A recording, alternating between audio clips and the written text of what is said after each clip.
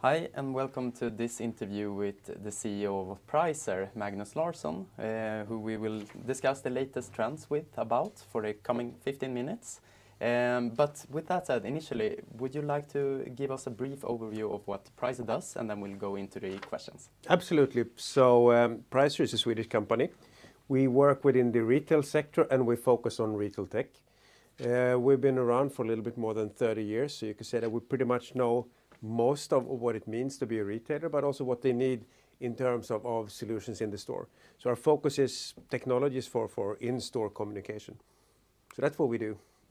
Very good. And you've now been the CEO of Pricer for about 2 years. Yep. Could you talk a little bit about what have been the main focus areas so far, and what do you think are the main achievements? I think the focus areas, you could roughly split it in 3 areas. When I started as an acting CEO roughly 2 years ago, I felt that the focus was really to get the growth up. So we have had a flat year before, and making sure that we address the customers in a different way, and then from my point of view, in a more active way, was really the key thing. And I would say that was really successful. We could see that in 2022, we managed to get both order intake and net sales up around 30% or more for the order intake. And that is something that has continued. The second thing was to also get stability and a stronger balance sheet. So last year was a lot about actually making sure we had the necessary funds to continue the growth based on the growth targets that we set in 2022. And ending the year was sort of the final phase of, you could say, transformation of the company, where we actually started to look at what should Pricer of 2024 and into the future look like. So we did a cost cut exercise, but that was basically to make sure that we have also the necessary space to further grow the company. So now we're into a transformational phase where we look at what is the way we work, how can we digitize more of our internal processes, and how do we actually, what kind of capabilities do we need in the company? So here we are actually making quite a big change. So with the combination of the cost reduction and the transformation, I believe that we're really setting the foundation for long-term growth and to be competitive over time. So those have been really the key drivers, but getting the growth and then making sure that we have the possibility to actually really do the growth from a financial and operational point of view has been the key things. Very interesting. And speaking of growth, this is an industry that has been growing rapidly in recent years. Can you give us some longer-term views? What has happened in the ESL industry over the past 10 years, and how do you think that Pricer is positioned to continue to benefit the trends that we see there in the market? We can say, I think one of the key things, first of all, there's been a major growth and will continue to growth. We see growth for the coming 5 to 10 years. Our assessment, and I can see that competitors are saying roughly the same, is that out of the addressable market, let's say it could be 10 billion Swedish krona. It's probably, or 10 billion units actually. Maybe we've done 10%. So we can see that there is a huge growth opportunity. 10 years ago, ESLs were primarily a means to do pricing. So you have a store, your workforce might have been too expensive, or you have lack of a workforce, but the key use case was pricing. Back then we also had segment-based ESLs, so they were, I'd say they were pretty basic, but they did the work. Then we got graphical labels, so the ability to actually communicate in a different way increased quite a lot. Nowadays, retailers, they use it, of course, for the price change, but more also for the directing their staff. So they use the ESL to give direction, they use them to share information, but they also use them to help the staff find products when they want to do replenishment or they want to do picking. So the ESL have moved from being a tool to do price changing and communicating price to the customer, making sure you have the same price on the shelf as in the till. But now it's more of a sort of the centerpiece of the store digitalization. So if you want, as a retailer, to work with your store processes to make sure that we get more effective, you need to have an ESL in your system. So they have of course, the ERP system and they have the cash points and the PDAs. But then this will be actually the really mantle piece to help the work in the store. We see that also the next phase will be more, if we have done a lot on the efficiency side, how can we now actually help retailers sell more, attract customers, do campaigning, how can we help them when they do the promotions also get some kickback and an additional revenue stream from the consumer packaged good providers, Procter & Gamble or Coca-Cola, when they do their advertisement. So I think increasing, not only using it for the digitalization, which is now really fast-growing trend, but then also how can we get more money in the retail basket or the shopper basket. So that is really the key trends that I would see. Very good. And you did mention now that price changes is a thing that's for why retailers essentially buy ESLs. And of course, with the inflationary environment we have been living in for the past, say, put it 2.5 years. Yep. You have also seen a tailwind to your operations from that. We could also see that, say, 2 decades ago, yep, inflation has been a driver to your operations. How do you see that now with the perhaps inflation now starting to trend down a little bit? Are you seeing any impact of that, or is it so that the retailers essentially realize that, hey, we must need these solutions to actually cope for price changes over a longer term? I think it's really the latter. So the inflation, even though it's been painful for the shoppers and the consumers, it's been really good for our business because it created an event where many retailers felt that they have to now consider digitalization because they could simply not manage to do enough price increasing with the staff. And when they started that, they also started the digitalization of the stores. So it's like what I would maybe describe it as a snowball effect. So it started, now we can see that retailers really across many geographies, also in countries where there was no real penetration before, it could be Spain or it could be UK, even US, we see that it starts now. And even though that the inflation in some markets start to show clear downwards trend, the process is still now ongoing. Budgets have been set, they've seen the benefits and they want to continue.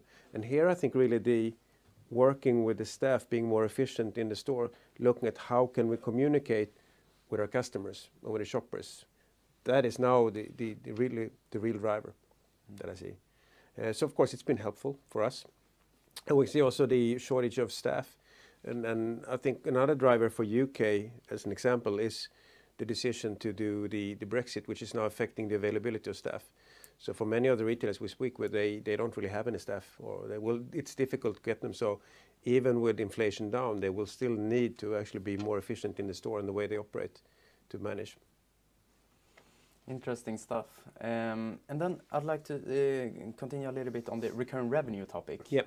Because you have a target, yep, that you want the recurring revenue to grow, both in absolute terms and in percentage of sales. Yes. How do you think that is progressing so far, and is the industry ready to adopt software as a service solutions? It's progressing. I'm always impatient. I want to have fast progress, but it's progressing according to plans. It's an important piece of actually, especially the future gross margin, but also it's a new way of working. And we can see when I started at Pricer 5 years ago, there was a certain hesitation among retailers to actually go all the way. Now, when I speak to one of our really large customers, they measure the amount of code they actually run in the cloud with a target to actually do all their code in the cloud. So a few years ago, I could see that people said, no, we want to have something in the basement. But nowadays that's gone. And many want to get the data that we can actually provide, the data that we provide from our cloud service. So service, that's something they want to share, and they want to correlate it with data they get from other of the ecosystem players. So from a sales point of view, it's easy. So from our point of view, what we want to do is, of course, all new sales is pretty much SaaS-based from a software point of view. Then we do a migration program where we actually take our existing customers and now it's time to actually move on. So from a company point of view, this year we took a big step and said that we're going from now, we will be a SaaS first company. So whatever we do, it will be primarily SaaS. All new applications will be SaaS-based. And the target is within the coming years to be SaaS only. So there will be no options, really. So it's important, and it's also good once we have an installed base. We have 25,000 stores. if we had the majority on those on our SaaS solution, that gives us a perfect opportunity to sell more, because we have a lot of functionality that we developed. If we have it on SaaS, it's so easy to actually do the upsells and say, well, do you want to try this?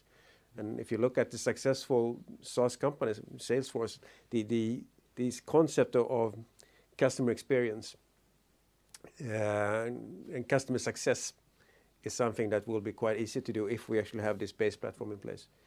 So I hope for a lot of great things into the future. Yeah, interesting. And data utilization and those types of trends is clearly something that we see now, both for your company and for the industry as a whole. Are you saying that this is mainly being capitalized by the larger retailers, or are you seeing it on a broader basis as well? You did mention that you have 25,000 stores installed, so are we seeing that the larger ones are in the forefront here, or are they? We can see that the larger ones, and here I think Carrefour is a good example. They were quite early with saying that they're building their own data lake to actually be able to run any kind of statistical reports and models that they want with correlating data from all different sources. So if you're a Carrefour, a large tier 1 global retailer, of course, then they will do it on their own. But I think for the smaller ones, it will be important to get the support from ourselves or other partners in the ecosystem to do it. And I think it will be, if you want to understand the in-store environment, even without having, for example, computer vision, correlating data from actually people buy from logistics systems, from our systems, they will start to get a pretty good picture of, do I have something on the shelf or not? It might actually be enough to use the available data when you actually correlate it the right way to really have good conclusions on how to manage the environment. So I think there will be a lot of development on this side. Yeah. Sounds encouraging both from a sales point of view, but perhaps also a margin point of view. You did mention that recurring revenue, they are positive for your gross margins. Could you talk a little bit on what has happened recently with the gross margins and how you see that progressing going forward? So when we ended 2022, we could see that our gross margin was on a, well, I guess I can say unacceptable low level. We've been working actively both with sourcing and procurement, which is natural. We spent a lot of time with our suppliers. We expanded the number of suppliers. We have second, triple, and quadruple sources for components where it's possible, which has helped us get the cost down. We have done a lot of redesign of our products, so it should be able to use standard components for more products than before, which has been helping as well. We've been working quite actively with pricing. How can we actually increase pricing? How can we look at the product mix? How can we work with upsales? So that positive trend has been visible throughout 2023, and we are expecting this improvement to actually continue also now in 2024. Then, since we don't guide on profitability, I cannot tell you what our hopes and expectations are, but we do expect a continuous improvement. Yeah, you do highlight a couple of tailwinds here, so it sounds good for the future. Then over time, you have increasingly established yourself in the US, which of course is a market that is seeing good growth currently. Absolutely. Can you talk a bit what is the latest and greatest in the US market? You have some reputable customers there, for example. We absolutely do. We have Best Buy, both US and Canada. We have Canadian Tire in Canada, which is of course a Canadian giant. Whole Foods, owned by Amazon, is also one of our customers. I think that the American market is growing really, really fast. And I think we can see that Canada, we have had very fast growth, even though during the second half there were some slowdown. It's been mainly then, you can say, administrational reasons from one of our biggest customers. I see that this in Canada, I expect this to pick up quite much. US, here we have a little bit of homework to do. I think the market is growing very fast.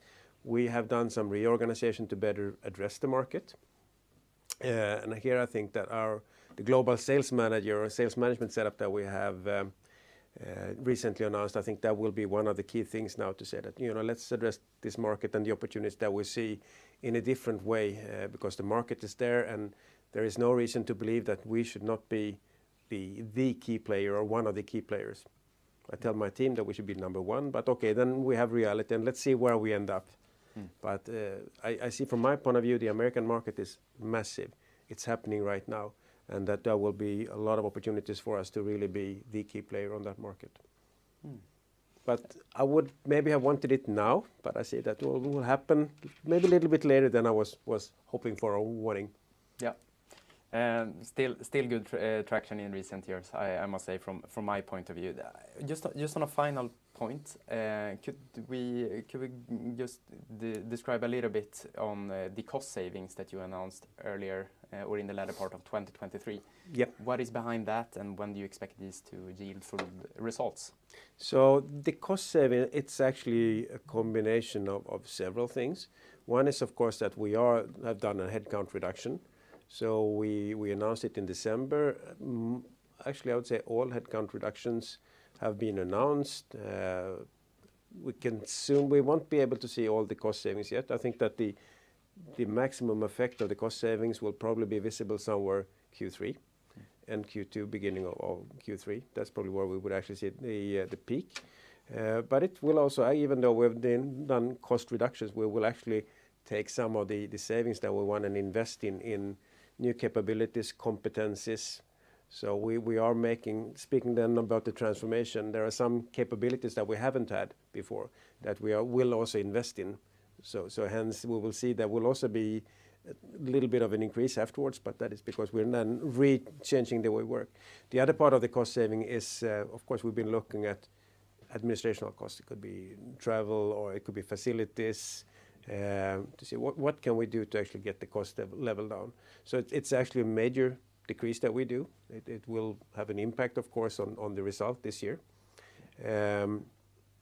It's a tough decision to make, but I also felt that it's the right decision to take because it does give us the possibility to take the last step of the transformation and really give us the capabilities that we need to achieve the long-term competitiveness that I feel that we need to have.